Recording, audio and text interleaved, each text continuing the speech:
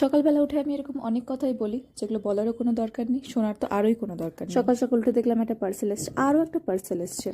Parcel open করতে আমার আলাদাই মজা লাগে, হেভি এক্সাইটেড লাগে। পার্পেল থেকে এসেছিল এটা, কয়টা জিনিস অর্ডার করেছিলাম ওইগুলি আজকে এসছে। সকালে ওঠার পরে জীবনের যত ল্যাদ আমাকেই লেগে যায়, তাও আমাদের একটু কাজ ছিল তাই বেরোতে হতো তাই একটু রেডি হচ্ছিলাম।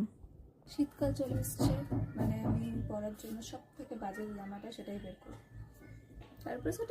রিসেন্টলি 2-3 বার ছাকা খাওয়ার পরে গরম চায়ে চুমুক দিতে একটু ভয় লাগে। আচ্ছা, প্রেমে কিন্তু ছাকা খায়নি।